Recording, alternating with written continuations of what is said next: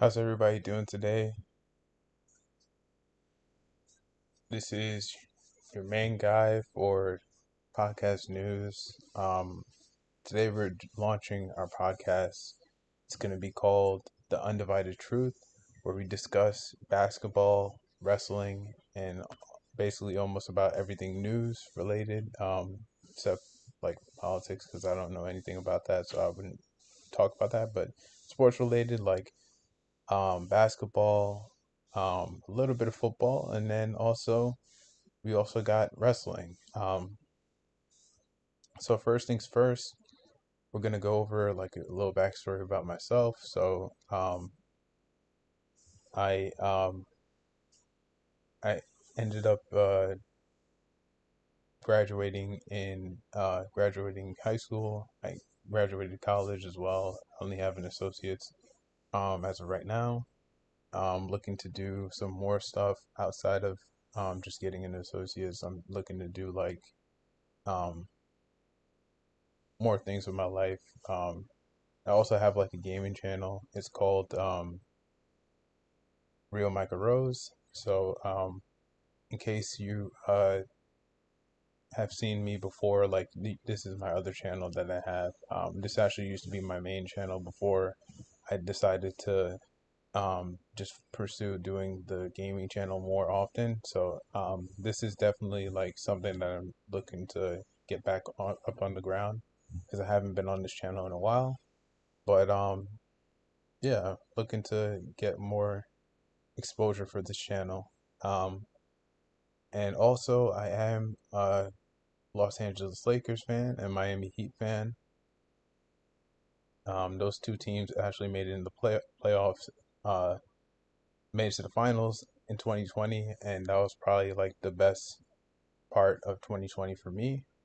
Was when they made it to the finals because I was like on the edge of my seat for every game just about, and I did not know who was gonna win, and I thought the Lakers would win, but like the Heat had a good fight until like some of their players started getting injured. Um, but this year, I feel like they could make it up close to the Eastern Conference Finals. Um, their hardest test is definitely going to be the Celtics. If they could beat the Bucks, they could. I think they definitely could beat the Celtics because the the Bucks usually have the Celtics number for the most part, and the Celtics are like a crazy team. Like they haven't had their head coach for like the whole season, um, and they had to learn under a different head coach, a different system. I would think, and it seems to be working for them. But I honestly don't want to see the Celtics succeed because obviously being a Lakers fan, like the Lakers and Celtics are like this most of the time. Um, and um, I also live in New York, so like also seeing the growth and the rise of the New York Knicks is pretty inspiring. I never been a Knicks fan. I would never was a Knicks fan, but like I did support them back when they had Melo because Carmelo Anthony is actually my favorite player, small forward in the league. Derrick Rose is my favorite basketball player currently. Um, and I have at least like a top six list for my favorite point guards in the league. Right now, it's Derrick Rose first. Second is Kyrie Irving. Third is Damian Lillard. Fourth is Russell Westbrook. Fifth is Stephen Curry. And then sixth would be Trae Young.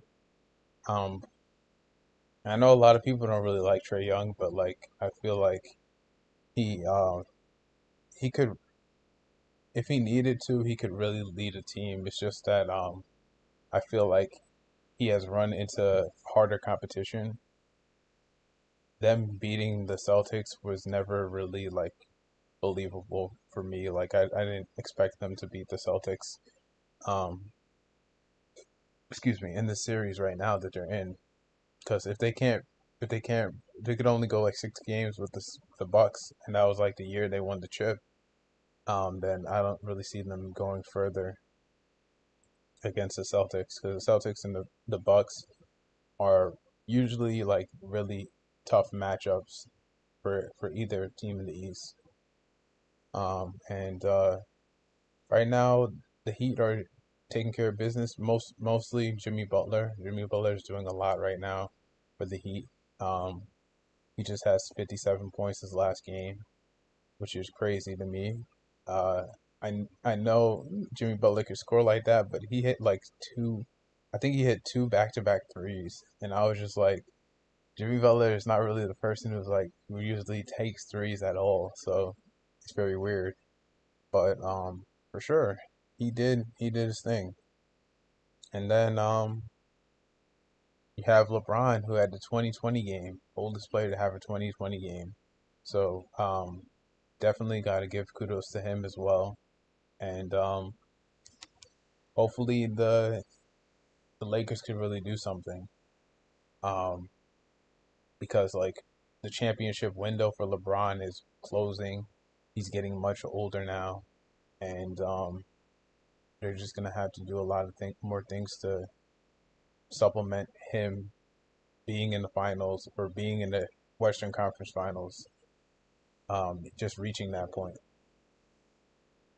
And also I wanted so talking about championships. Now we're gonna lean into talking about the WWE and their new championship that they unveiled, the World Heavyweight Championship, the new and improved one. And I had some time to think about it. At first, I wasn't really into the fact that they had a World Heavyweight Championship new one because like I like the old design a lot more. But then when people went to talking and saying like, oh well, they don't have like ownership over that title, so they can't really bring back that title or whatever. I was just like, okay, so that kind of makes sense. And and then I saw it like I think just because like the way it looked under the lighting that they showed it on, it made it look like it was honestly like a toy that a kid would play with. But after seeing like it up close, like in different lighting, a different setting, I saw it again, another picture of it. I was just like, you know what? This championship is not as bad as people are making it out to be. Like it could have been so much worse. It could have been like they could have just erased the whole original design and then just put like a new design that has like a globe or whatever, and then just put a big fat W in the middle, and then put two side plates with W's on there. Like that would have looked even worse. But at least they had like the outside of the where the W is at least keeps the original design, which I thought was pretty cool. So after assessing it for a while, I was just like, yeah, this is not as bad as people are making it out to be. And it was really interesting seeing like what happened with that championship. When they announced that Triple H had an announcement, I was just like, that was the last thing I was thinking of. I was like, um, honestly, it was the last thing I was thinking of. I thought he was gonna say something in terms of the draft. I thought it had to deal with the draft. Like, he was gonna announce that NXT superstars are eligible for the draft. Like, I thought that's what he was gonna announce, but he didn't announce that. So, um, because like all over Twitter, it was like crazy. They were like, "Oh well, so and so was pitched for the draft, and so and so was pitched for the draft." Like talking about NXT superstars being pitched for the draft, like I- Ilja Dragunov, he was pitched for SmackDown. I heard, and so like I feel like I felt like that this what the announcement was going to be, but it wasn't about that at all. And I'm really glad to see that they're really like trying to get back to their roots because like I feel like in some ways like um when they were under when they were like primarily under Vince, like you could see like some things that were really like getting lost in the shuffle. Like the mid card championships were not meaning as much as they were. Like if you had a mid card championship, you almost had to plaster yourself on TV just to be heard. The only titles they really cared about was like the women's championship and then the main title for the men. And that's what it was. Like they didn't care about the women's tag team titles. They didn't care about the mid card championships. And I feel like Triple H has definitely improved that. Like he has elevated the titles like the United States Championship. Like I don't really care about the United States Championship. I think the last time I actually cared about the United States Championship is when John Cena was the United States champion, and that was that sounds like ancient history now, since Cena is like almost hanging his boots up or sneakers up, if you wanted to be frank. And I'm trying to call John Cena old. I'm not trying to call John Cena old. He's my childhood hero. I mean, no disrespect. But yeah, just saying that like he definitely elevated that championship, and then the Miz, like the Intercontinental Championship is my favorite championship ever in WWE, hands down since day one. Like before my favorite wrestler even held the record 9-time championships ever in WWE. Like the Intercontinental title has been my go to. Like it has had the most historic matches with the Intercontinental Championship. You have ladder matches. You've had I believe steel cage matches. I think Hell in a Cell. I think Hell in a Cell was in the Intercontinental Championship at one point. But like, and then the people who've held that title, you have Stone Cold, you have The Rock. Who The Rock? He's probably up there for Intercontinental Championship more than he is for the WWE Championship because he's had more time with the Intercontinental Championship than he has with the world title. And you also have people like Bret Hart, you have Shawn Michaels, you have The Miz, who is actually one of my favorite, has his poster right there, which says my worst day is better than your best. Um, I've been a Miz fan since he started in WWE, and almost nobody likes to believe me, but like everybody who, well, my brothers who know me, like they know that I've been a Miz fan since day one. Just like the Usos, like everybody was like, oh, everybody talks about the Usos, like who was a Uso fan since day one? I was a Uso fan since day one.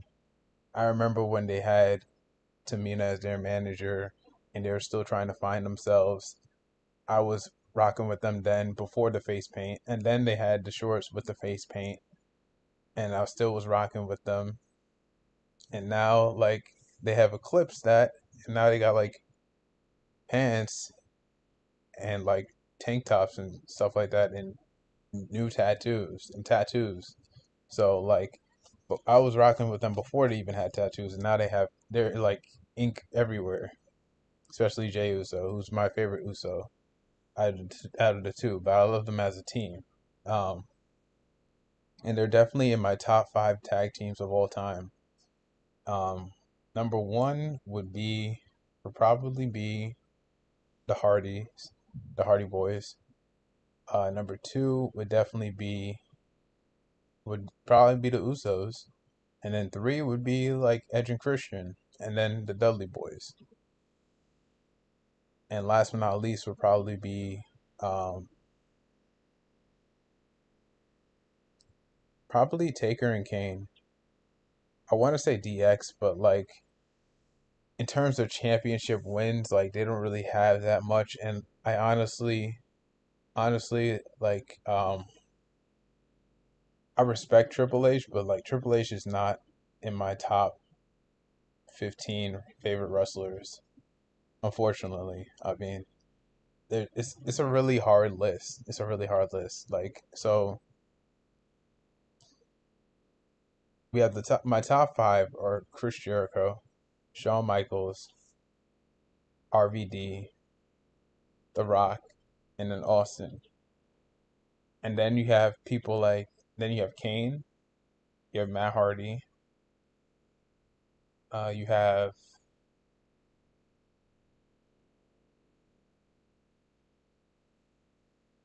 Kane, Matt Hardy, uh man, maybe he could make it. Oh wait, no, Booker T. Yeah, Booker T. DDP.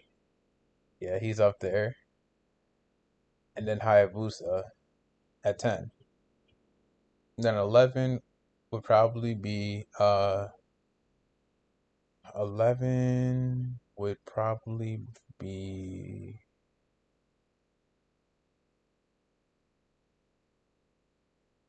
Oh, no, I skipped some people. So first is Chris Jericho for sure. Second is Shawn Michaels. Third is RVD. Fourth is The Rock. Fifth is Austin. Sixth is Kane. Seventh is Eddie Guerrero. Eighth is Rey Mysterio.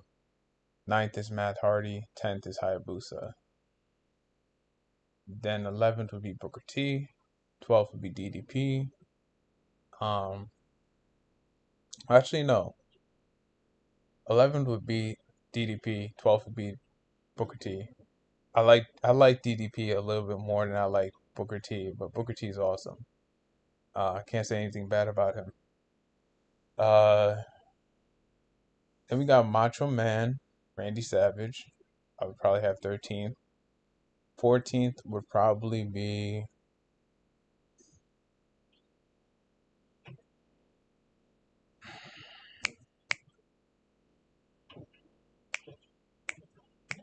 man. Who is 14th? Oh man, this is tough. I probably would have to say maybe Ric Flair. Maybe Ric Flair. 14th. Then 15th would probably be. Oh man.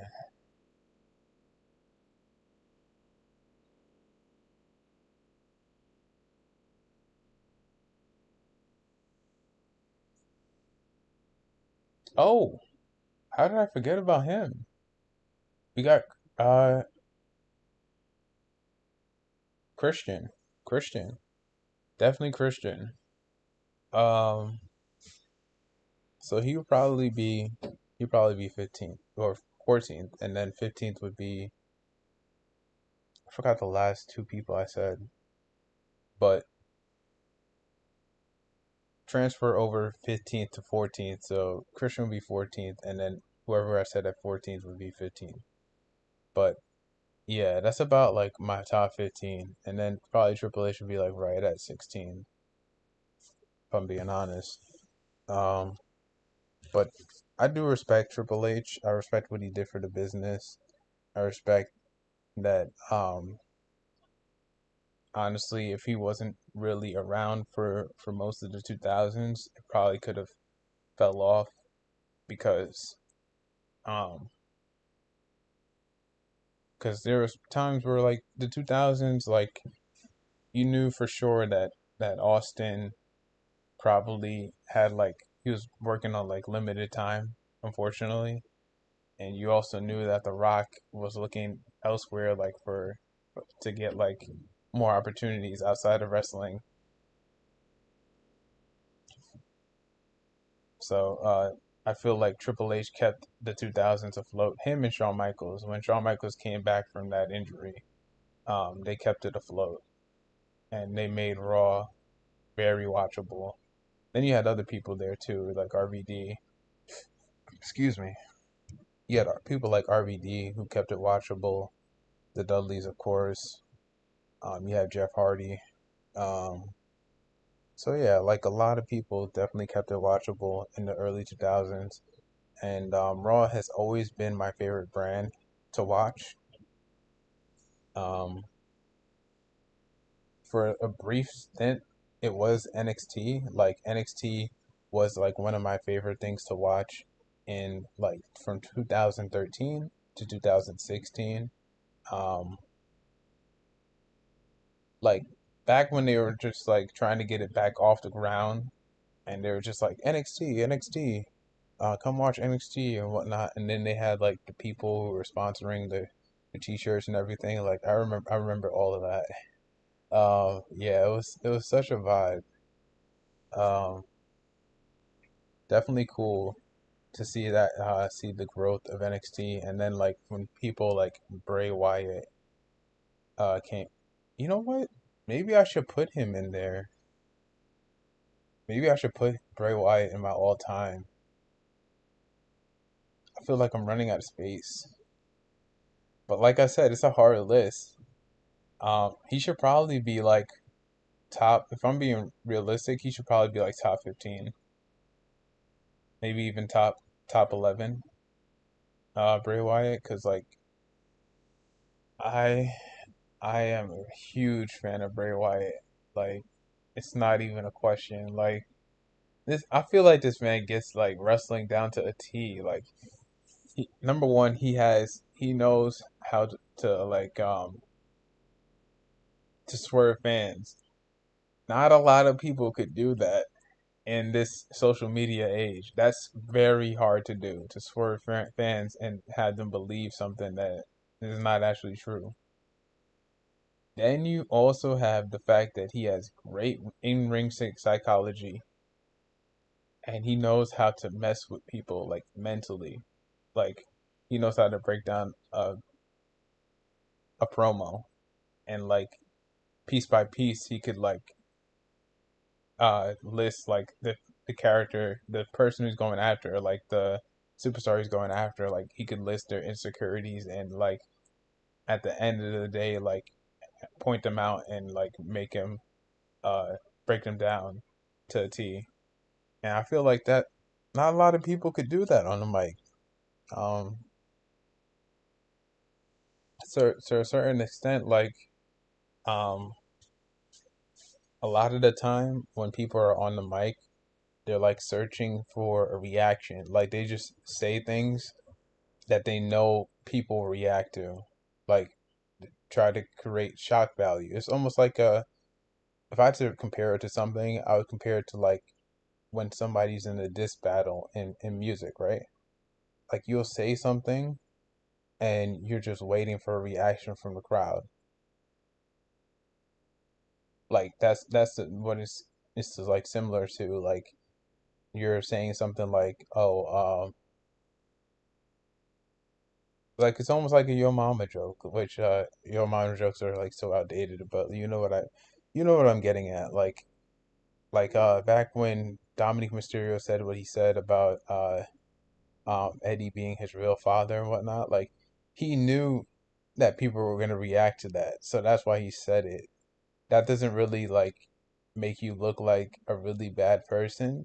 I mean, it does make you look like a bad person because you're saying that in front of your dad, who's actually your dad. But like the fact that people expected him to say it, like it doesn't really surprise you, is what I'm trying to get at. And like I feel like not enough people could surprise you on the mic, but whenever Bray Wyatt grabs the mic, I feel like he surprises me, he catches me in awe. And not a lot of people could do that. Current wrestlers, because like older wrestlers, they're gifted at this at speaking on the mic at this point. Like Roman Reigns, definitely one of them.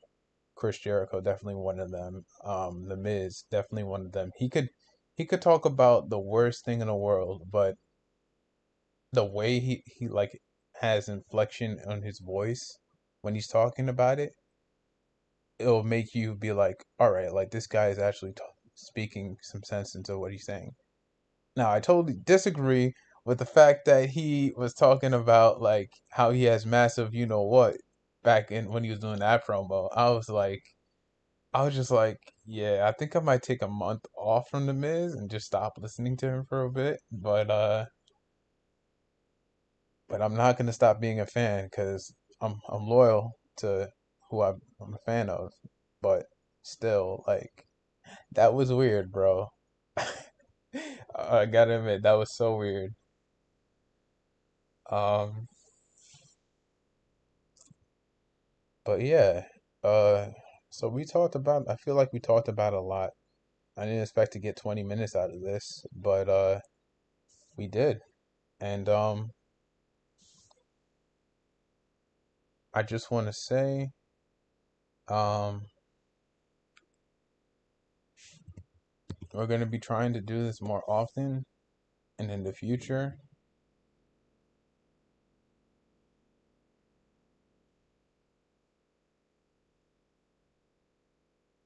you could definitely let me know. Like, I want to know like what teams you guys like, what teams you don't like. Um, as far as the NBA goes, like I already told you some of my teams that I do like, some of my teams I dislike,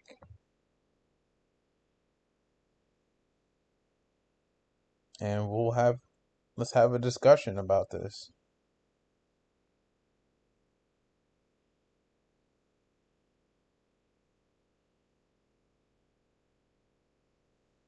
But definitely looking to do more often. In case you're new to my channel, this is what we're gonna be doing right now. We're gonna be generally doing like a podcast form. Once again, this is called The Undivided Truth. And if you clicked on this video, you're in the right place for unfiltered truth. You will get nothing but truth um, on this podcast about like what I discuss. I don't hold punches. I roll with the punches. Um, and we talk about like basketball. We discuss my favorite teams. We'll also discuss your favorite teams if you have any favorite teams you would like to talk about. And I'll just give honest opinion, because that's what I'm here for. But this is where we're gonna probably end the video. I hope you enjoyed this video. I hope you got a lot out of it. If you did, you could definitely leave a like, a comment on the video, and definitely subscribe to my channel as we're on the road to 100 subscribers. And just remember to have a great day. Excuse me. Enjoy, enjoy the springtime. Get ready for the summer, and also never stay down for too long, because if you stay down for too long, you'd be thinking about everything you could have done and not really doing anything in the process. So that's the best way to think about life. And with that being said, I am gonna get out of here. This has been Pro Protocol. Let's go. Let's rise together.